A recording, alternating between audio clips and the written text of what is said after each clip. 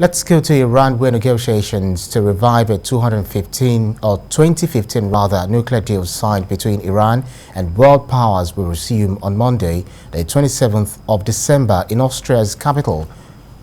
The announcement came on Thursday amid warnings the landmark agreement would become obsolete within weeks of Iran if Iran continued to step up its nuclear activities, as it has been doing since 2019, a year after the United States unilaterally withdrew from it and reimposed sanctions against Iran. Negotiations restarted in November after a 5-month hiatus to try to restore the deal, which was to offer Iran sanctions relief in exchange for curbs on its nuclear program. The 7th round concluded last week, where some modest gains were reported. Reports indicated the participants, Iran, China, Russia, France, Germany, and the United Kingdom, which took part in the talks, plus the US, which is participating indirectly, were close to reaching a new joint draft incorporating elements from a text reached by the end of the 6th round in June and new proposals by the administration of President Ibrahim Raisi, presented in the form of 2 documents earlier this month. Iran has said it wants all sanctions imposed as part of maximum pressure campaign by the US lifted, a position the Western counterparts regard as maximalist. Now, for more perspectives to these, let's talk to global affairs analyst Sam Fatih, who is joining me via Skype from Washington, D.C. Thank you so much for joining us. Well, negotiations restarted in November after a 5-month hiatus to try to restore the deal. What cards do you think the parties involved will be laying on the table? Well, obviously, it seems on the side of the United States and its allies, what they'll be offering is to gradually and slowly, through a process that if Iran can reach a certain amount of reduction in terms of its nuclear program, they will waive a certain amount of sanctions that has been imposed on Iran. However, Iran on the other side has 2 issues here. They have a trust issue when it comes to the United States, 1, and 2, they want everything to be let go, and then they would fully join and cooperate with the requirements that the United States and its allies are given for those sanctions to be relieved. Here's the deal. Nobody can blame Iran this time for standing firm and standing strong. They have been going through sanctions for a very long time. And usually when we discuss how effective sanctions are, obviously you have to talk about Iran, we have to talk about Cuba, and we would obviously have to talk about North Korea. Those sanctions truly deter nations from a path that they seek to take. And if Iran wants to go away from its nuclear program, it must rebuild and diversify its economy. So they will need those sanctions to go in its entirety for that to happen. Just in case a new administration comes back, there's a change of administration in the United States, and they decide to do what Trump did, they will have something to hold on to. Iran can no longer trust the United States. Even the allies of the United States can no longer trust the United States if America would be electing irrational leaders like Trump. He did it, he caused it, and now he's not part of the conversation anymore, but he took that action on behalf of the United States as a nation, as a state, not just by his administration. Well, just like I said in my intro before this interview that led to this interview, Iran has said it wants all sanctions imposed as part of the maximum pressure campaign by the US lifted. So that's a position the Western counterparts regard as maximalist, and the demands that Iran wishes to present as part of the 3rd text when the initial 2 are agreed upon, and wants guarantees the US will never renege on the accord again. Do you think Iran can get all of this? Well, in negotiations, you cannot get everything you want, but there is always like a win-win situation, okay?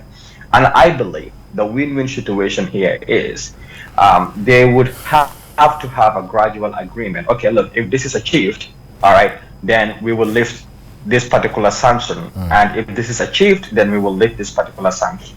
It's going to be a gradual process. However, Iran has to agree to this. They have to trust that the United States will not withdraw. So there's going to be some kind of clause that the United States is not going to withdraw from this, or another administration cannot unilaterally come and withdraw. Perhaps the United States can achieve that by saying, look, next time that the United States have to withdraw, we will go through Congress. But which means that if this particular agreement is made, they have to go through Congress in order for the United States to be part of the agreement. So if the United States want to withdraw from the agreement, let it go through Congress again for the United States to withdraw. So at least the US can present that, look, it's going to make it very difficult for another administration to pull out, since we are going to go through Congress either to get in or to get out.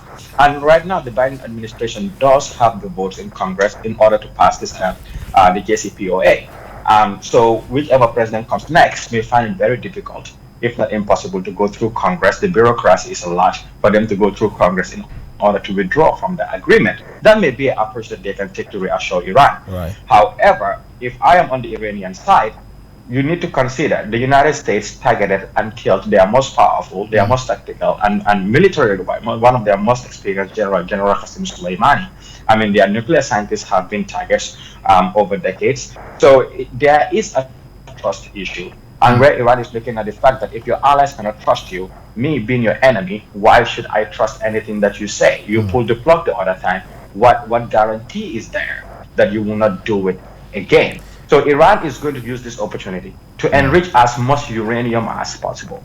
Right. So even if there are layers for those sanctions to be withdrawn, they will not lose as much uranium as they did the other time, because they were truly following all of the agreements. They were not in violation of any of the agreements, and a significant amount of uranium was reduced. They don't want to fall into that anymore. Yes, we can actually lay the blame or the blames wherever on the US, however we can. But then Iran itself has restricted access to inspectors from the International Atomic Energy Agency. That's an atomic watchdog that monitors its nuclear sites. Don't you think these what's it called? Don't you think these negotiators may be missing out on vital information that they may need to strike a very important deal?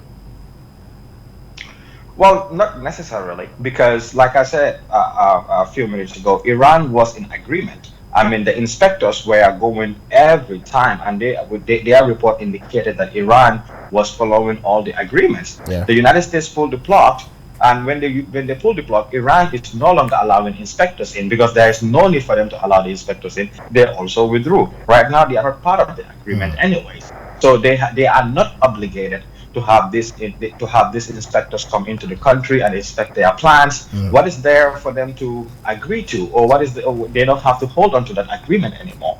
That's where the problem is. So it's very important this time around for Europe to give up, and America and its allies to give up on certain things, because the mistake was made by America. So America must give up on certain things just to have Iran back in.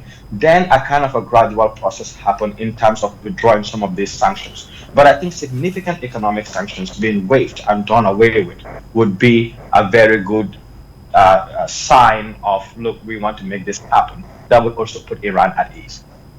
Well, since the talks stalled, Iran has elected a new hardline president, Ibrahim Raisi, who is determined to strike a better deal for his people. They want to guarantee the deal will remain in force even after the next U.S. presidential election. How realistic does this seem to you? I mean, again, and for me, that's the bottom line, that another U.S. administration cannot just come out and just unilaterally pull out. I think that for Iran, that is what they are looking for. If some other person would come and do not have the ability, and they know that the U.S. democracy and the U.S. governance system, they are very aware that the U.S. system can make this happen. Mind you, some of the administrators in Iran studied and worked here in America, so they understand and know our political system.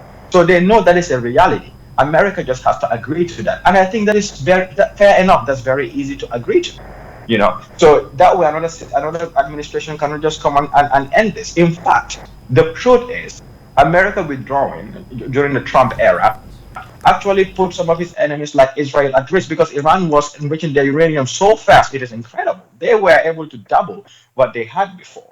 That was the danger that occurred within a very short period of time. So let them just put that guarantee there, and then the gradual process can happen.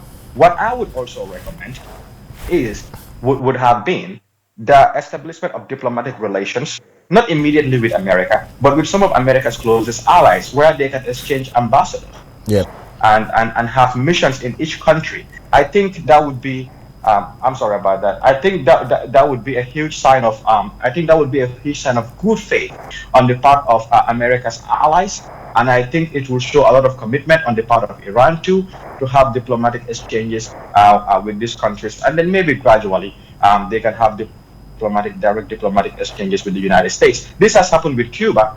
I think it can happen with Iran. Well, so does all of this, relationship between all of these countries that are having these talk about Iran, China, Russia, France, Germany, and the United Kingdom plus the US, any deal they strike, anything they agree upon, how will it affect the people of these countries, especially Iran that is in the middle of this hullabaloo? I think the biggest effect is on Iran. Its people have lived in so much economic hardship and pain and difficulties financially. I mean, you are literally cut out from the rest of the world. It is going to benefit them the most.